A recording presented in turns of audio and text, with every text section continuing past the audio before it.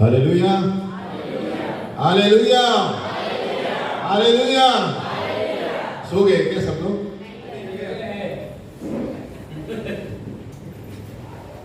मैंने कहा स्थिर रहो तो मुझे लगा सो गए सब लोग। आमीन।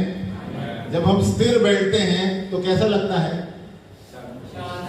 बिना म्यूजिक के, बिना कोई आवाज के स्थिर बैठना हमें सीखना है, उसे प्रार्थना कहते हैं। हालेलुया।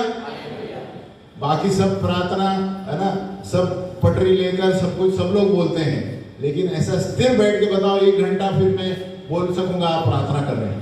हालेलुया। यीशु मसीह को कभी भी आपने देखा है हर एक स्थिति में कितना स्थिर और शांत था? हालेलुया। क्योंकि वो हर सुबह पहाड़ पर जाके शांति में बैठता था। हालेलुया। तो हमें शांतता में बैठना सीखना है। ये स्थिर जब तक हम नहीं बैठेंगे हमारा मन भटकता रहेगा। हालेलुया। बहुत से लोग घूमने जाते हैं इधर उधर, है ना, वो मजा मार के आते हैं, लेकिन अगर जो कितने लोग घूमने जाते हैं जहां पर हम परमेश्वर के लिए स्थिर बैठेंगे? हमें घूमने जाना है तो उस जगह जाओ जहां पर आप स्थिर बैठ सकते हैं, पहाड़ के बीच में, और फिर देखो परमेश्वर की आवाज कैसे आप सुनते हैं। हालेलुया। उसका मतलब ये नहीं कि परमेश्वर की आवाज आप भीड़ में नहीं सुन पाएंगे, लेकिन जब आप एकांत में बैठेंगे, बोलो एकांत में, तभी आप भीड़ में भी प्रभु की आवाज सुन पाएंगे। हालेलुया। लेकिन जब तक एकांत में आप नहीं बैठेंगे आपको भीड़ में प्रभु की आवाज नहीं सुनाई देगी। क्योंकि अभी सभी लोग अपना मोबाइल को बंद रखें, क्योंकि परमेश्वर का वचन जब चालू होता है तो हर तरह के साउंड चालू होते हैं। हालेलुया। किसी के प्लास्टिक का आवाज आएगा और ये सारे, तो हमें जब परमेश्वर का वचन चालू होता है तो सावधान रहना चाहिए। या तो मोबाइल साइलेंट पे रखना है ना। ये तो ये सिलसिला है, बार बार बोलना पड़ता है, चलता है। हालेलुया। तभी हम सीखेंगे। हम भी ऐसे ही थे। आमीन। तो ये स्थिर बैठना हमें सीखना बहुत जरूरी है। और अगर जो आप प्रार्थना कर रहे हैं, आप प्रार्थना के अंत में 15 मिनट स्थिर बैठना सीखो। फिर देखो आपका मन कहाँ कहाँ घूमता है। या तो 1 घंटा सिर्फ स्थिर बैठो, कुछ बात मत करो, देखो फिर कहाँ पर आपका मन घूमता है। उसी तरह हम सीखेंगे। हालेलुया। उसी तरह हम दर्शन देख पाएंगे, उसी तरह हमें स्वर्गीय चीजों का दर्शन आएगा। हालेलुया। मैं अनुभव से बोल रहा हूँ कि जब तक हम स्थिर नहीं बैठेंगे, आप कोशिश कीजिए, ट्रेन में भी बैठते हैं तो इधर उधर झांको मत, आंख बंद करके स्थिर बैठो। यही सब छोटी छोटी चीजों में आपको परमेश्वर का दर्शन नजर आएगा। हालेलुया। जहां पर भी हमें समय मिलता है, समय का सही उपयोग करो। जहां पर भी अकेला में समय मिलता है, आंख बंद करके बैठो। हालेलुया। बाजू मत देखो कि कौन सा पहाड़ है, क्या है। आमीन। तो गए बार हम सीखे थे, शायद 3 हफ्ते बाद हम आए हैं। हालेलुया। और यूपी में हमारी अच्छी सभा हुई, लेकिन 3 हफ्ते के पहले शायद मैंने पुनरुत्थान के बारे में बताया था। याद है? कितने लोगों को याद है मैंने क्या सिखाया था? चलो,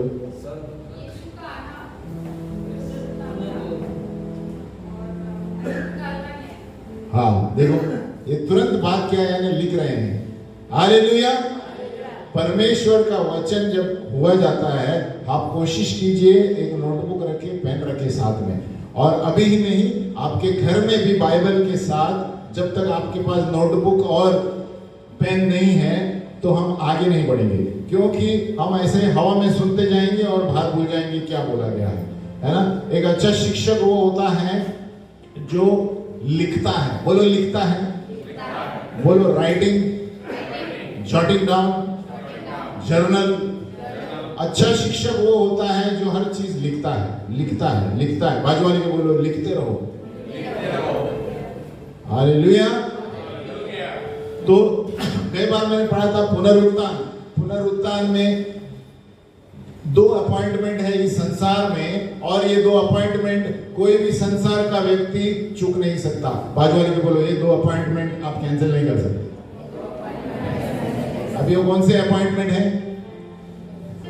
कौन से अपॉइंटमेंट है? चलो बताओ। एक, परमेश्वर का बादलों पर आना।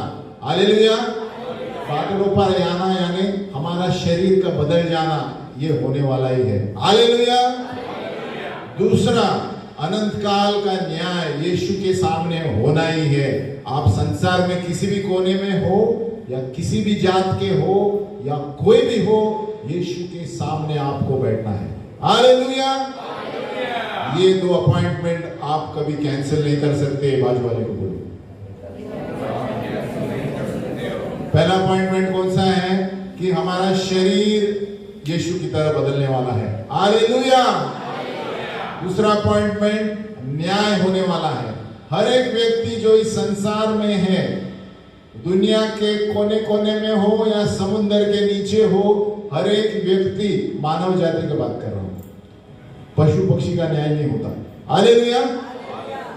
तो हर एक का न्याय होगा। यीशु के न्याय सिंहासन के सामने सबको बैठना है। बाजू वाले को बोलो सावधान, आपको हिसाब देना है। हालेलुया। भले ही जो भी कुछ भी सोच रहे होंगे, सुन रहे होंगे, वचन के अनुसार दिया गया है, मनुष्य का एक बार मरना, उसके बाद न्याय नियुक्त है। हालेलुया। तो मनुष्य का कितने बार मरना? बार बार मर नहीं सकता। बहुत से लोग सोचते हैं परमेश्वर उसको शांति दे, एक बार गया गया, अभी प्रार्थना नहीं कर सकते। हालेलुया। बहुत से लोग है ना, मरने के बाद बोलते हैं, कुछ कुछ डाल के बोलते हैं, प्रभु इसके शांति दे, प्रभु इसके पापों को कुछ नहीं कर सकते। हालेलुया। जो भी करना है जब धरती पर है कीजिए। बाजू वाले को बोलो, जो भी करना है धरती पर है उसी को कीजिए। हालेलुया। है ना, बहुत से गलत सिद्धांत ऐसे चले गए हैं। मरने के बाद बोलते कितना अच्छा आदमी था, ब्रदर का याद है, ब्रदर विनेश। हालेलुया। मरने के बाद मतलब कितना अच्छा आदमी था, उससे पहले आपने बात किया उसके साथ, उसके पहले झगड़ा किया था, है ना? तो एक बार मरना, उसके बाद न्याय होना नियुक्त है। आप किधर भी भागो, जेल में कोने में भागो, पहाड़ के ऊपर भागो, तो ये 2 अपॉइंटमेंट आप कैंसिल नहीं कर सकते। बाजू वाले बोलो, कैंसिल नहीं कर सकते। डॉक्टर का अपॉइंटमेंट आप कैंसिल करते हैं, प्रभु मुझे बाहर जाना है, छुट्टी के लिए मैं नहीं आ रहा हूं, ये अपॉइंटमेंट आप कैंसिल नहीं कर सकते। यीशु के न्याय सिंहासन के सामने आपको बैठना है। लेकिन आज मेरा विषय आगे है। हमारा कौन सा सप्ताह है? गुड फ्राइडे, पुनरुत्थान, हैप्पी रेजरेक्शन डे बोलते हैं। हालेलुया। गुड फ्राइडे अच्छा है। ये गुड फ्राइडे अच्छा यीशु के लिए नहीं है, हमारे लिए है। हालेलुया। क्योंकि उसकी अच्छाई हमने चखी है। हालेलुया। आपने आइसक्रीम को चखा है तो आप क्या बोलते हैं उसके बाद? बच्चों का तुरंत टेस्ट कैसा लगता है? बढ़िया। उसी तरह जब यीशु को चखेंगे तो आप जानेंगे यीशु मसीह कौन है। हालेलुया। लेकिन दुख की बात यह है कि ये गुड फ्राइडे और पुनरुत्थान का सप्ताह है, दुख की बात यह है कि पूरे साल में लोग कहीं नहीं जाते हैं। पूरे साल में 40 दिन उपवास किसी वक्त रखते हैं। हालेलुया। 40 दिन उपवास रखेंगे, दारू छोड़ेंगे, क्या क्या छोड़ेंगे, नॉनवेज छोड़ेंगे, और बाद में जैसे 40 दिन हो गए वापस संसार में जाएंगे, वही काम करेंगे। इसको गुड फ्राइडे नहीं कहते। हालेलुया। इसको हैप्पी रेजरेक्शन डे नहीं बोल सकते आप, क्योंकि आपने यीशु को जाना ही नहीं है। हालेलुया। यीशु को जानने वाला व्यक्ति हर एक गुड फ्राइडे होता है, हर एक फ्राइडे को गुड होता है। हालेलुया। जो यीशु को नहीं जानते वो सिर्फ साल में एक बार गुड फ्राइडे मनाते हैं, और उसी वक्त प्रार्थना में आएंगे, उसी वक्त सब कुछ करेंगे, उसी वक्त बहुत सारे मनन करेंगे, उसी वक्त व्रत रखेंगे, उसी वक्त 40 दिन तक कुछ हाथ नहीं लगाएंगे, और बाद में जैसे ही हैप्पी ईस्टर बोलने के बाद सब दारू की दुकान खुली, सब कुछ खुला, नॉनवेज खुला, सब कुछ। मैं कहता हूं पूरे साल में आप एक उपवास का जीवन जियो, तब बताओ आप यीशु को जानते हैं क्या? हालेलुया। 40 दिन छोड़ के आप पूरे साल में उपवास करो, तब मैं जानूंगा आप यीशु को जानते हैं। क्योंकि यीशु मसीह ने कहा ऐसे ऐसी चीजें उपवास और प्रार्थना से ही चली जाती हैं। बड़े बड़े दुष्ट आत्माएं के केस उपवास और प्रार्थना से ही चले जाते हैं, और उस वक्त आप उपवास करते हैं, दुष्ट आत्मा को देखकर भाग जाते हैं लोग। क्यों भाग जाते हैं? क्योंकि खुद यीशु कौन है पता नहीं, तो दुष्ट आत्मा को क्या निकालेंगे। हालेलुया। मैं ये नहीं बता रहा हूं सभी लोग ऐसे हैं, लेकिन ये एक रीति रिवाज हो गया है। बोलो रीति रिवाज। हर फ्राइडे गुड क्यों नहीं है? ये खाली गुड फ्राइडे का दिन सब होता है क्या? हालेलुया। हर फ्राइडे गुड फ्राइडे है। बाजू वाले बोलो हर फ्राइडे गुड फ्राइडे। बल्कि हर फ्राइडे नहीं, हर रोज गुड अच्छा दिन है, क्योंकि यीशु ने हमें नई जिंदगी दी है। हालेलुया। मेरे सच्चे विश्वासी, सच्चे प्रार्थना करने वाले लोग हर दिन हालेलुया प्रेज द लॉर्ड बोल के चिल्लाते हैं। लेकिन जो गुड फ्राइडे वाले व्यक्ति खाली गुड फ्राइडे को काला कपड़ा पहन के नजर आएंगे, ये कपड़ा पहन के नजर आएंगे। क्या फायदा अगर जो पूरे साल में आपने कुछ नहीं किया? प्रभु कहता है ऐसी चीजें मुझे नहीं चाहिए। आपको प्रार्थना का जीवन जीना है। आप प्रार्थना में कितना समय देते हैं? आप उन सारे व्यक्तियों को पूछिए जो 40 दिन उपवास रखते हैं कि दिन में आप प्रार्थना को कितने समय में देते हैं? वो बोलेंगे 5 मिनट। क्या फायदा गुड फ्राइडे का? यीशु मसीह चाहता है कि पहले मेरे राज्य को खोजो और ये सारी चीजें आ जाएगी। हालेलुया। हर रोज सुबह उठ के पहले 1 घंटा प्रभु को 2 वचन पढ़ो, फिर हम बोल सकते हैं आप यीशु को जानते हैं। पुनरुत्थान रेजरेक्शन उन लोगों के लिए है जो आत्मिक रूप से जीवित है। बोलो जीवित है। जो सिर्फ आत्मिक रूप से साल में 1 बार जिंदा होते हैं उसको आत्मिक व्यक्ति नहीं कहते। हालेलुया। उसको कहते हैं, क्या कहते हैं? गुनगुना व्यक्ति। बोलो गुनगुना। बोलते ना ठंडा है ना गर्म है, खाली उस समय पे चिकन बनाएगा, समय पे दारू पिएगा, छोड़ेगा, समय पे वो सारी चीजें करेगा, नहीं करेगा, बाद में छुटकारा। तो ये क्या है? इसे कहते हैं रीति रिवाज। बोलो ट्रेडिशन। ये ट्रेडिशन से बाहर निकल आओ। यीशु मसीह रोज हमारे जीवन में रहता है, गुड फ्राइडे के दिन ही नहीं। हालेलुया। यीशु मसीह सवेरे उठकर ठहरता है कि कब मेरा बेटा या बेटी मेरे साथ प्रार्थना करने आएंगे, उसको गुड फ्राइडे कहते हैं, गुड दिन, अच्छा दिन कहते हैं। हालेलुया। अगर जो कोई भी व्यक्ति रोज 1 घंटा प्रार्थना में नहीं देता, वचन नहीं पढ़ता, उसको हम कह सकते हैं गुड फ्राइडे को भी मनाने का हक नहीं है। हालेलुया। क्योंकि वो टाइम पास के लिए करता है, मनाता है। हालेलुया। सिर्फ जो आत्मिक रूप से जीवित है वही बच जाएंगे। जो आत्मिक रूप से गुनगुने हैं, प्रभु यीशु कहता है मैं उसके मुंह से फेंक दूंगा बाहर। हालेलुया। प्रभु यीशु कहता है मुझे नहीं चाहिए ये रीति रिवाज। खाली 40 दिन उपवास रखे, बाकी के दिन में क्या करते हो? बाकी के दिन में या तो बिजनेस का अकाउंट देखते रहते हो, बाकी के दिन में क्या बाकी सब चीजें करते रहते हो? मेरा पैसा कितना है, मेरी गाड़ी कितना है, मेरा बंगला कितना है, बाकी के सारे दिन परमेश्वर को कितना समय देते हैं? हालेलुया। इसलिए पौलुस कहता है सोए हुए लोग जागो। कहां पर लिखा है मैं बताता हूं, एफिसियों 5:14। इसी कारण वो कहता है हे सोने वाले जाग और मुर्दों में से जी उठ। बाजू वाले को बोलो हे सोने वाले जाग और मुर्दे में से जी उठ। ये कौन सा मुर्दा है? आत्मिक रूप से मरे हुए लोग। हालेलुया। ये किसको सोने वाले जी उठ कहता है? जो सो गए हैं उसको नहीं, शारीरिक रूप वाले से नहीं कहता है पौलुस। वो कहता है जो आत्मिक रूप से मरे हुए हैं, खाली रीति रिवाज साल में 1 बार करते हैं, उसको कहते हैं जागो, हर रोज जागो और प्रार्थना करो, वचन करो, तभी तुम बच जाओगे। हालेलुया। जो सिर्फ साल में 1 बार उपवास करते हैं, प्रभु कहता है मैंने देखा है आपका उपवास, आपकी दया करुणा वो सब कहां गई? खाली साल में 1 बार उपवास और बाकी के दिन क्या करते हैं? हालेलुया। मैं ये नहीं कह रहा हूं फिर से सभी लोग हैं ऐसे, थोड़े लोग सीरियस हैं और उस वक्त को मनाते हैं कि प्रभु ने मेरे लिए क्या किया। लेकिन मैंने अनुभव किया है कि ज्यादातर 80% लोग रीति रिवाज में है। हालेलुया। यीशु मसीह का वचन कहता है जो मेरे आत्मा के चलाए चलते हैं वो मेरे बेटे और बेटियां हैं। हालेलुया। जो रीति रिवाज पर चलते हैं वो मेरे बेटे बेटियां नहीं है। तो यहां पर यूहन्ना 5:25 में अभी जब पुनरुत्थान भी होता है ना, रेजरेक्शन, ये हमें जानना जरूरी है। सभी को पता है यीशु के साथ जो हुआ हमारे साथ होगा, लेकिन हमें जानना जरूरी है रेजरेक्शन का फेज है पुनरुत्थान के 3 स्थल है, 3 फेजेस है, कैसे कैसे कौन किसी को जिलाया जाएगा। हमें ये सारी चीजें जानना जरूरी है। ये तो कई बार हमने बताया कि शरीर हमारा वही रहेगा, बाजू वाले को बोलो वही रहेगा, और ये सबसे बड़ा भेद है। आप सोच भी नहीं सकते, कल्पना भी नहीं कर सकते।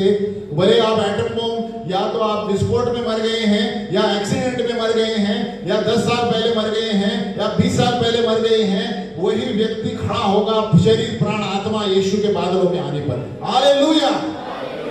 तो ये बहुत सोच वाली बात है ना, बाजू वाले बोले सोच वाली बात है कि अगर जो समझो कोई एरोप्लेन के एक्सीडेंट में मर गया, 50 साल हो गए, वो व्यक्ति यीशु के बादलों के आने पर फिर से शरीर प्राण आत्मा वापस होने वाला है।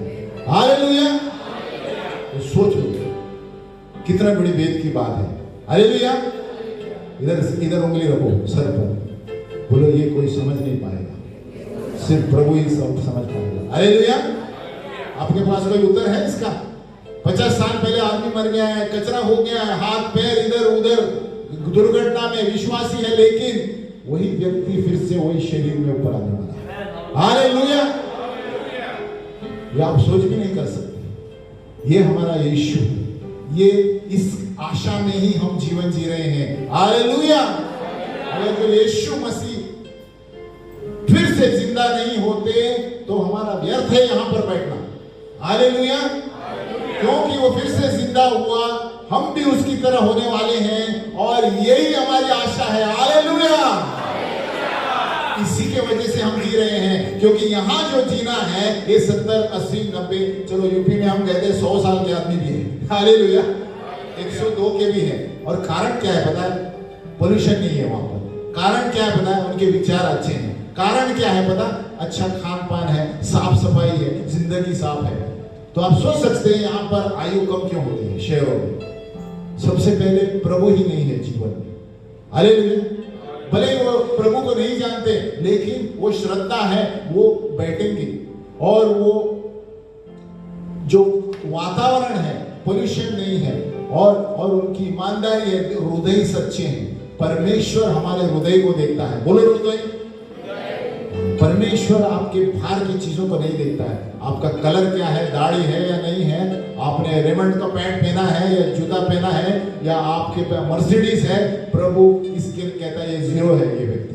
हालेलुया। अगर जो आपके पास सब कुछ है और यीशु मसीह नहीं है, प्रभु यीशु मसीह ने कहा क्या फायदा, तुमने दुनिया जीत लिया और आत्मा खो लिया, दुनिया में किया क्या है तुमने? हालेलुया। तो सबसे पहला स्थान है हमें यीशु को जानना है जीवन में, नहीं तो सब कुछ व्यर्थ है। व्यर्थ है, बाजू वाले बोलो व्यर्थ है। हालेलुया। तो यहां पर देखते हैं यूहन्ना 5 में 5:25 पढ़ता हूं। मैं तुमसे सच सच कहता हूं, वह समय आता है और अब है जिसमें मृतक परमेश्वर के पुत्र का शब्द सुनेंगे। कौन सुनेंगे? और अभी वहीं पर 28 में देखो क्या लिखा है, इससे अचंभा मत करो, क्योंकि वह समय आता है कि जितने कब्रों में हैं वे उसका शब्द सुनकर निकल आएंगे। हालेलुया। यहां दो कॉन्ट्रास्ट है। देखो 25 में क्या देता है, जिसमें मृतक परमेश्वर के पुत्र का शब्द सुनेंगे और वे जिएंगे। ये कौन है मृतक पता है? जो आत्मिक रूप से सोए हुए हैं, वो अगर जो विश्वास करेंगे तो जिएंगे। हालेलुया। आप देखेंगे और 28 में जो लिखा है, जो कब्रों में धार्मिक व्यक्ति सो गए हैं वो जी उठेंगे। हालेलुया। वापस पढ़ता हूं 25 में क्या लिखता है, मैं तुमसे सच सच कहता हूं वो समय आता है और अब है जिसमें मृतक परमेश्वर के पुत्र का शब्द सुनेंगे और जो सुनेंगे वे जिएंगे। हालेलुया। वो कहता है आगे की बातें बता रहा है। समय आता है यानी जो उसका समय सुनकर, उसका वचन सुनकर स्वीकार करेंगे वो मुर्दे में से निकल आएंगे। हालेलुया। कौन से मृतक में से? ये आत्मिक रूप से जो सोए हुए हैं, ये जग में जी रहे हैं, जो आत्मिक रूप से पता नहीं कि जीवन में क्यों आए हैं। हालेलुया। उन लोगों को प्रभु कहता है जाग उठो। इसलिए एफिसियों 5 में कहता है ये सोने वाले जाग और मुर्दों में से जी उठ। बाजू वाले को बोलो एक मुर्दे में से जी उठ। बोलो जाग पीछे देख के बोलो, ये जाग सोने वाले मुर्दे में से जी।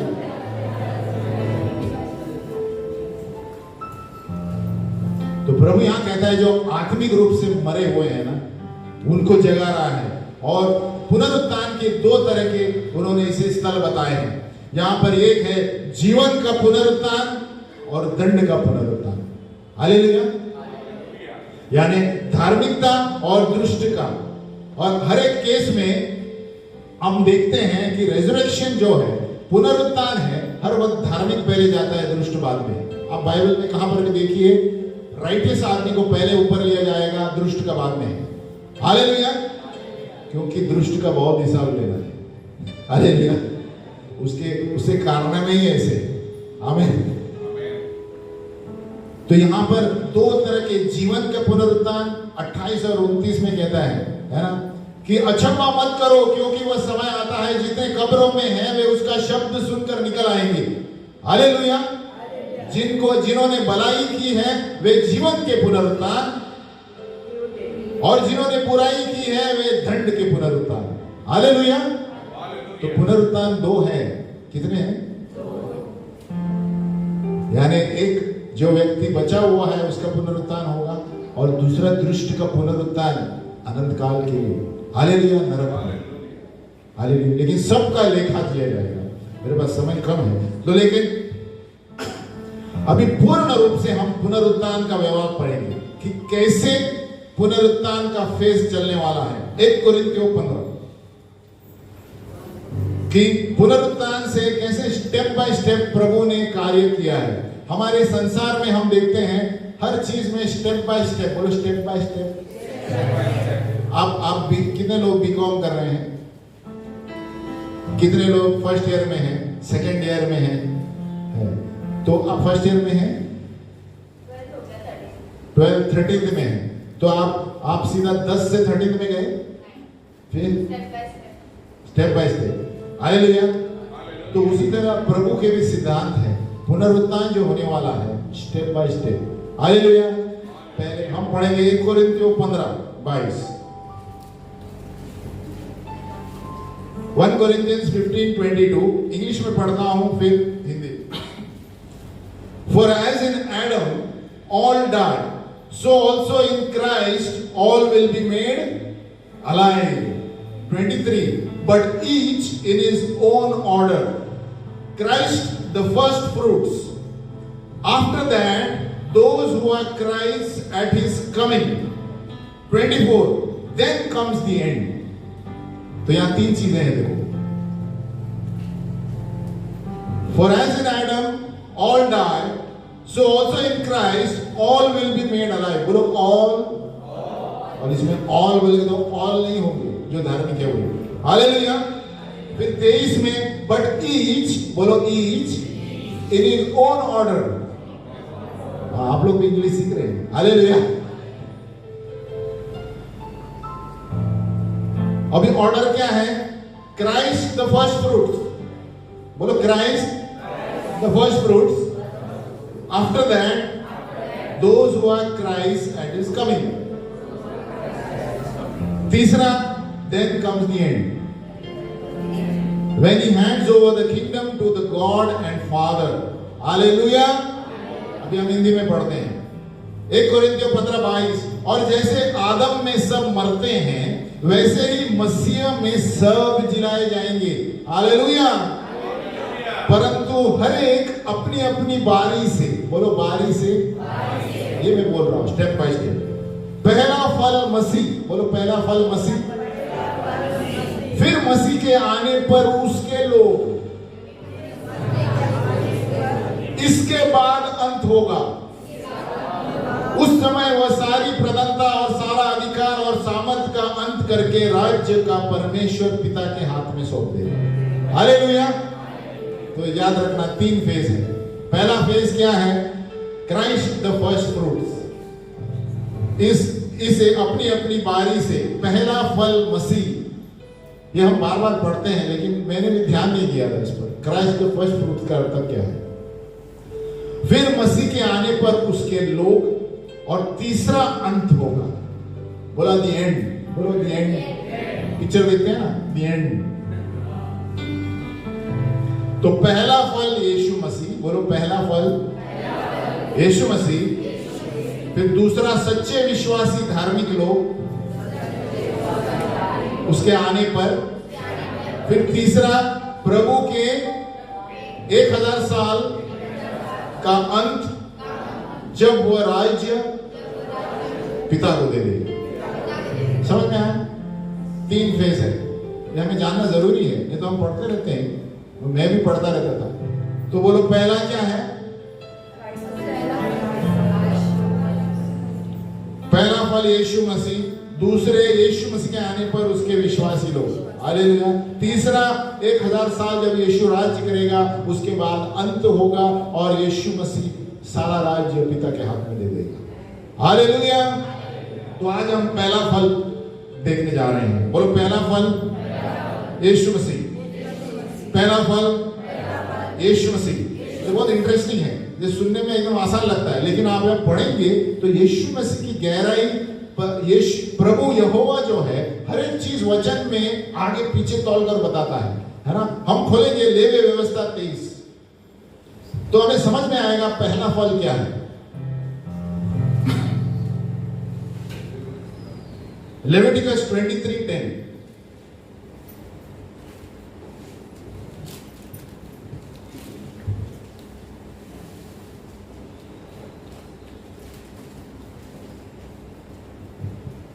सब है वहां पर। अभी हम साथ में पढ़ेंगे, ओके। लेविटिकस 23:10 मैं हिंदी में पढ़ता हूं, जो इंग्लिश में आप पढ़ सकते हैं। इजरायलियों से कह कि जब तुम उस देश में प्रवेश करो जिसे यहोवा तुम्हें देता है, और उसमें के खेत काटो, तब अपने अपने पक्के खेत की पहली उपज का फूला याजक के पास ले आया करना। क्या ले आया करना? पहली उपज का फूला क्या होता है? हाँ, अभी हम यूपी में गए थे ना, बहुत सारे खेत में देखे थे फूला, हालेलुया। फिर 23:11, और वह उस फूले को यहोवा के सामने हिलाए कि वह तुम्हारे निमित्त ग्रहण किया जाए, वह उसे विश्राम दिन के दूसरे दिन हिलाए, हालेलुया। तो यहां पर क्या है? पहला फल, पहले उपज का चीज प्रभु कहता है मेरे सामने हिलाया करो, निमित्त ग्रहण किया जाए, वह उस विश्राम दिन के दूसरे दिन हिलाए। विश्राम दिन वहां जो भी था परमेश्वर ने व्यवस्था के अनुसार किया था। अभी आप देखेंगे ये वचन जो है यीशु से तुलना रखता है। उसका जो पुनरुत्थान है, आप देखेंगे विश्राम दिन के दूसरे दिन एकदम सवेरे हुआ है, पहले दिन जो सप्ताह का है। तो यीशु मसीह हमारे लिए सबसे पहला फल बना, हालेलुया। क्योंकि यीशु मसीह, और ये लेवी आप पढ़ेंगे तो क्या दिया गया है, और वह उस फूले को यहोवा के मंदिर में उसके सामने हिलाया जाए कि वह तुम्हारे निमित्त ग्रहण करेगा। तो प्रभु यहोवा जो भी कुछ करता है यीशु मसीह की तुलना रखकर वचन दिया है, हालेलुया। तो यहाँ क्या दिया है? यहाँ जो हिलाया जाएगा यहोवा के सामने, तो यीशु मसीह एकदम विश्राम दिन के दूसरे दिन उठा, early morning, first day of the week. So Yeshu Masih हमारे लिए फर्स्ट फ्रूट जो हिलाया गया प्रभु के सामने, हालेलुया। और ये हिलाया जाने का मतलब क्या होता है? एक विजय का चिन्ह है और आराधना प्रभु के सामने। बोलो विजय का चिन्ह और प्रभु के सामने आराधना। तो इसलिए लेवी व्यवस्था में क्या है? उस पहली उपज का फूला याजक के पास ले आया करना, क्योंकि याजक ही अंदर जा सकता था, हालेलुया। और याजक उसको क्या करेगा? हिलाएगा लोगों के निमित्त कि प्रभु इसको ग्रहण कर, है ना, इसको ग्रहण कर, और वो उस विश्राम दिन के दूसरे दिन हिलाए। देखो, हालेलुया, विश्राम दिन के दूसरे दिन। और यीशु मसीह हमारे लिए वो पहला फूला बन गया, हालेलुया। यीशु मसीह विश्राम दिन के दूसरे, उसके ही दिन सोमवार को आप देखेंगे अगले सुबह में उसका जागरण हुआ, पुनरुत्थान हुआ। उसका मतलब ये है यीशु मसीह के बाद, उसके बाद जो मरे हुए हैं वो भी आने वाले मौसम में जिलाए जाएंगे, हालेलुया। और ये पूला का मतलब क्या है? पहली उपज का पूला याजक के पास ले आया करना, और वो उस पूले को हिलाया करेगा, और उस हिलाने से क्या होता है? प्रभु यहोवा सारे उसको ग्रहण कर लेगा, और जो मौसम है खेत का काटने का, यहोवा उसको आगे के मौसम में भी और बहुतायत देगा। हालेलुया। तो यहां पर अब यीशु मसीह को आप तुलना करेंगे। यीशु मसीह दूसरे विश्राम के दूसरे दिन जी उठा, और वहां पर पहला पूला हिलाया गया है ना, विश्राम के दूसरे दिन हिलाया दिया गया है। तो यीशु मसीह वही दिन प्रभु के सामने जी उठा। यानी अब यीशु मसीह के बाद आने वाले लोग जो हम हैं, हम भी हमारा भी पुनरुत्थान होगा अपने समय में। हालेलुया। देखो वहां पर पहली उपज वो इसलिए हिलाया जाता था कि अपने समय में आगे के दिनों में लोगों का फसल और बहुतायत से हो। हालेलुया। और यही तुलना यीशु मसीह की गई है। और एक उदाहरण हम देखते हैं। देखो आपको ये पढ़ा था कभी? अभी जो हमने पढ़ा पहला पूला, बहुत से लोग ने पढ़ा होगा, लेकिन क्राइस्ट द फर्स्ट फ्रूट, यानी ये निशानी वही है पुराने नियम में पहला फल। प्रभु देखो वचन में हर एक चीज कोई कारण के लिए देता है। हालेलुया। आप देखेंगे उत्पत्ति से लेकर यीशु के बारे में लिखा गया है। हालेलुया। हर एक चीज में ध्यान से पढ़ेंगे तो यीशु के बारे में कनेक्शन है पूरा, उत्पत्ति से लेकर प्रगटीकरण, क्योंकि यहोवा जानता था आगे क्या होने वाला है। हालेलुया। क्योंकि यह पूर्ण वचन आप देखेंगे ये सब यीशु के बारे में ही है। बाजू बोलो, यीशु के बारे में ही है। क्योंकि रेवलेशन प्रकाशित वाक्य क्या कहता है? यीशु की गवाही भविष्यवाणी की आत्मा है। हालेलुया। तो हम जहां पर भी जाते हैं किसकी गवाही देते हैं? यीशु मसीह। तो यहां पर अभी हम देखते हैं यीशु मसीह हमारे लिए पहला फल, और यही पुनरुत्थान का पहला फल है। और जैसे यीशु के साथ हुआ हमारे साथ होगा। आमीन। हालेलुया। इसलिए हमने क्या पढ़ा था ऊपर? जैसे आदम में सब मरते हैं वैसे ही मसीह में सब। तो यीशु मसीह हमारे लिए वो पहला पूला कहते हैं ना, पूला कहते हैं हिंदी में, पूला हाँ इधर है यूपी वाले। हालेलुया। अरे हमने लाइव देखा क्योंकि हम यूपी में थे, तो किस तरह खेत में पहले हरा रहता है गेहूं, आगे बताते हैं। तो यीशु मसीह हमारे लिए विश्राम दिन के दूसरे उठा, और वो हिलाया हुआ पहला पूना बना, ताकि आने वाले हम लोग उस मौसम की तरह पुनरुत्थान होगा हमारा। हालेलुया। इतना समझ में आया? हालेलुया। और एक चीज बताते हैं कि बाकी लोग भी उनका पुनरुत्थान होगा। यूहन्ना 12:24, ये भी हम सब लोग पढ़ते हैं। तो हमारा फर्स्ट फेज पर है, हम क्राइस्ट द फर्स्ट फ्रूट्स, बोलो यीशु मसीह पहला फल। ये पुनरुत्थान पे हम सीख रहे हैं अभी। तो यूहन्ना 12:24, मैं तुमसे सच सच कहता हूं, जॉन 12:24, कि जब तक गेहूं का दाना भूमि में पड़कर मर नहीं जाता वो अकेला रहता है, परंतु जब मर जाता है तो बहुत फल लाता है। बोलो बहुत, बोलो बहुत, ऐसा हाथ करो बाजू, बोलो बहुत फल लाता है। हालेलुया। ये क्या लिखा है? जब तक गेहूं का दाना, हम बार बार पढ़ते हैं इसे, अभी हम ध्यान से देखेंगे यीशु मसीह ने क्या किया है ना। अगर जो आप एक गेहूं का दाना देखते हैं, हमने तो अभी लाइव देखा है, यूपी में थे, आप जब गेहूं का एक दाना, बोलो एक दाना डालेंगे तो एक ही गया अंदर, कितना गया? एक ही अंदर गया। और क्या किया है? जब तक गेहूं का दाना भूमि में पड़कर मर नहीं जाता तो वो अंदर एक ही रहता है ना, एक ही डालने के बाद अकेला रहता है ना, परंतु जब मर जाता है बहुत फल लाता है। तो आपने देखा है दाना गेहूं का एक अंदर जाता है, लेकिन उसकी काड़ी कितनी आती है? देखा आपने?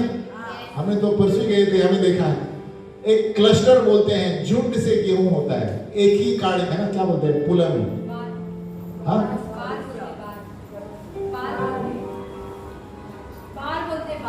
बाल बाल, ये सब यूपी वाले हैं तो उनको ज्यादा पता है। यूपी का देश गेहूं का देश है, हालेलुया।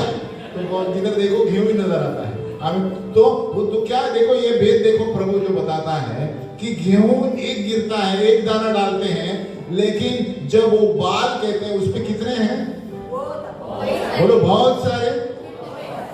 हाँ, तो समझो एक में 50 के ऊपर होंगे, हालेलुया।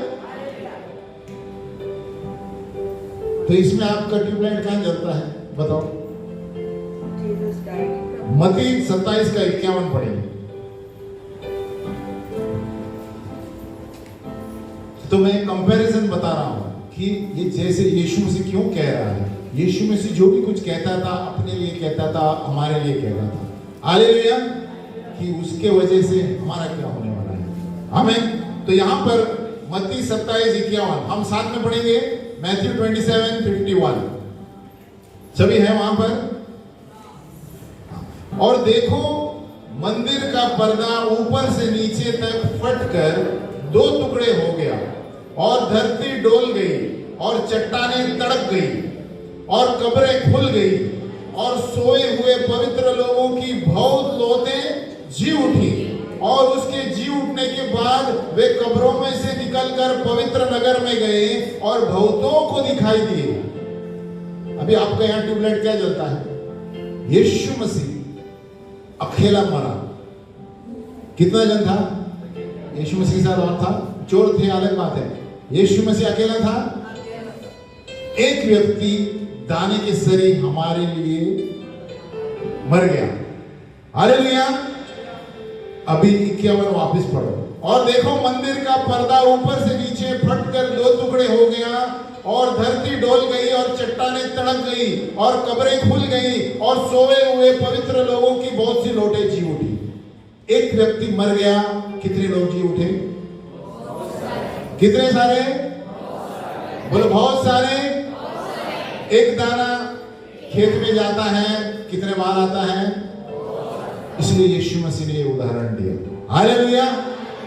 एक व्यक्ति मरा, क्या दिया है? कब्रें खुल गई, पवित्र लोगों की बहुत लौटें जी उठी और उसके जी उठने के बाद वे कब्रों में से निकलकर पवित्र नगर यरूशलेम में और बहुतों को दिखाई दी। एक व्यक्ति मरा, सभी लोग जी उठे, हालेलुया, हालेलुया।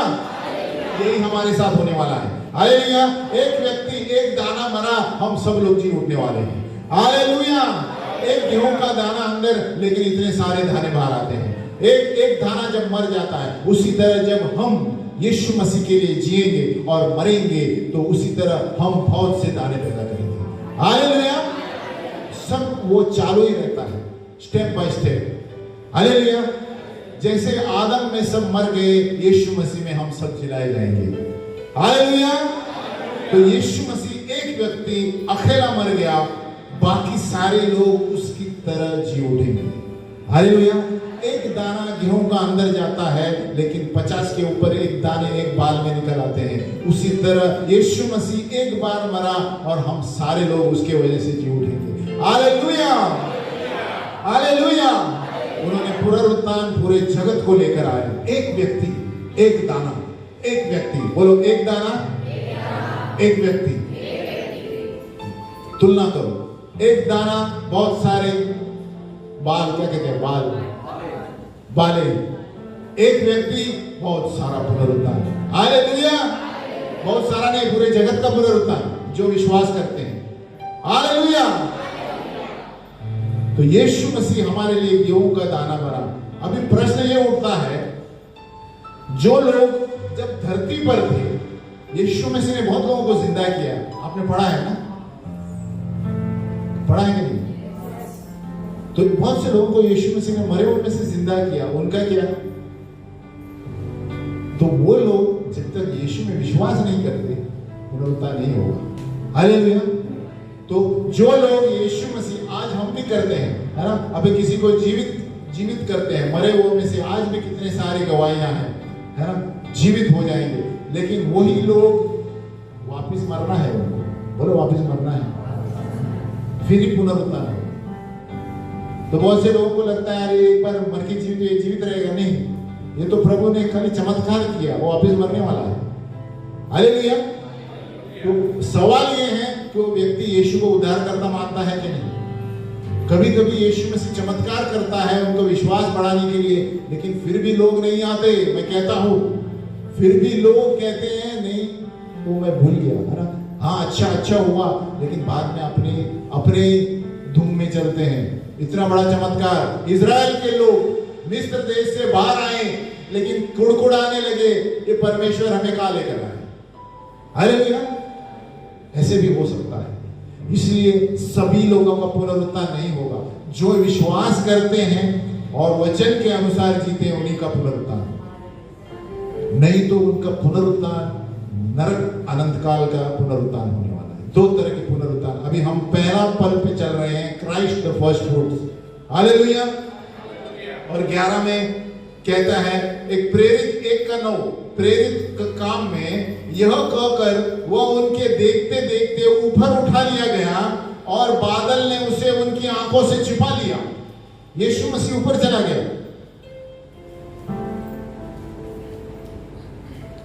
एक्ट्स 1:9 कहता है कि यह कहकर वह उनके देखते देखते ऊपर उठा लिया गया और बादल ने उसे उनकी आंखों से छुपा लिया।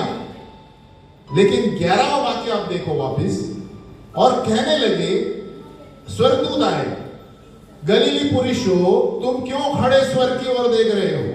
यह यीशु जो तुम्हारे पास से स्वर्ग पर उठा लिया गया है, जिस रीति से तुमने उसे स्वर्ग को जाते देखा है उसी रीति से वो फिर आएगा। बोलो, उसी रीति से फिर आएगा। यानी बादलों में गया है, बादलों में आने वाला है। बराबर। तो दोनों चीजें पैरेलल होने वाली है। बादलों में गया है, बादलों में आने वाला है। इसीलिए आप गौर करो, इब्रानियों 12 में दिया गया है, इस कारण 12:1, इस कारण जबकि गवाहों का ऐसा बड़ा बादल हमको घेरे हुए हैं, क्लाउड्स ऑफ विटनेसेस, तो आओ हर एक रोकने वाली वस्तु और उलझाने वाले पाप को दूर करके वह दौड़ जिसमें हम दौड़ना है धीरज से दौड़े। बोलो, धीरज से दौड़े। यहां पर क्या किया है? कारण जबकि गवाहों का ऐसा बड़ा बादल। ये कौन सा बादल है? ये पुराने नियम के जितने ही गवाही हैं, जो जी उठे हैं, वो हमारे लिए एक मिसाल है। हालेलुया। जो भी पुराने नियम में जितने सो गए हैं, जो जी उठे, बड़े बड़े जो भक्त थे प्रभु के, है ना, दाऊद, दानियल, ये सारे लोग, ये क्लाउड ऑफ विटनेसेस यानी गवाहों के बादल है, जो विश्वास के वजह से हमारे अंदर विश्वास पैदा करता है। हालेलुया। और यहां पर एक और चीज दिखाई देना पड़ता है कि यीशु मसीह जब बादलों में गया, ये मैं समझता हूं कि ये सारे जो संत थे ये भी उसके साथ बादलों में गए। हालेलुया। इसीलिए हिब्रूज 12 में दिया गया है कि वो बादलों, ऐसी गवाहों का बादल हमें घेरे हुए हैं। यानी यीशु मसीह जब ऊपर गया ना, मुझे लगता है ये सारे लोगों का भी पुनरुत्थान बादल से गया है। हालेलुया। और इसीलिए इब्रानियों 12 में कहते हैं, इन कारण गवाहों का ऐसा बादल हमको घेरे हुए हैं, तो आओ हम हर रोकने वाले वस्तु को पीछा करके आगे दौड़े। हालेलुया।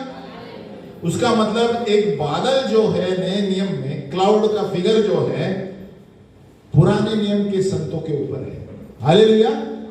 यानी पुराने नियम, वो लोग यीशु ऊपर गया, उनको सबको ऊपर लेके गया बादल में। हालेलुया। और वही बादल का उदाहरण हमारे विश्वास के लिए है ना। और उसी तरह प्रभु जिस तरह, उसका मतलब ये लॉजिक हो गया, जिस तरह बादल में गया, क्लाउड में, वो भी गए, और हम भी वैसे ही हमारा भी होने वाला है। हालेलुया। क्यों? जब यीशु बादलों में आने वाला है, किधर आने वाला है? देखो सब जगह बादल बादल, बोलो बादल बादल, बाजू वाले बोलो बादल बादल। मतलब ये बादल का कनेक्शन है। हालेलुया। तो जहां यीशु मसीह बादलों में आएगा, हमें ऊपर लेकर जाएगा। हालेलुया। पुनरुत्थान जो भक्त थे वो भी जिलाए गए। यीशु जब जिलाया गया वो भी सारे बादलों के साथ गए। और फिर स्वर्गदूत आके, अरे ऊपर क्यों देख रहे हो, यीशु जिस तरह गया है उसी तरह आने वाला है। हालेलुया। यानी वो बादलों पर हम गाते हैं ना, कौन सा गाना है? यीशु जल्दी आएगा। हाँ, यीशु रहता है। फिर हम करें आगे क्या है?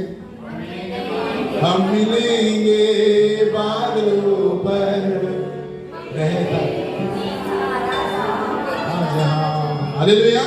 तो ये बादलों का सिलसिला है ना। तो बादल से बादल हमें इब्रानियों में प्रोत्साहित करने दिया गया है कि ये सारे बादलों की गवाही, आओ हम हर एक रोकने वाली वस्तु, इस संसार के हर एक रोकने वाली वस्तु को पीछे करें और जिस दौड़ में प्रभु हमें धीरज से दौड़ा रहा है आगे दौड़े। Hallelujah, hallelujah. इस तरह हम देखते हैं कि यीशु मसीह पहला फल बना, पुनरुत्थान और ऊपर जाना, ये उसका पहला फल यीशु मसीह है और उसके पीछे हम भी चलने वाले हैं। हालेलुया। तो आज हम पहला फल यहीं रोकते हैं। अगली बार हम पढ़ेंगे यीशु मसीह के लोग उनके आने पर, है ना? 3 है ना। But each in his own order, Christ the first fruits. आज पहले पढ़ा पहला फूला Yeshu Masih, after that those who are Christ at his coming. अगली बार हम पढ़ेंगे जो यीशु मसीह के हैं उसके आने पर उसका कैसे पुनरुत्थान होगा। हालेलुया। समझ में आया? बाजू वाले बोलो, खोपड़ी में गया, भेजे में गया। हालेलुया। हम खड़े हो जाए।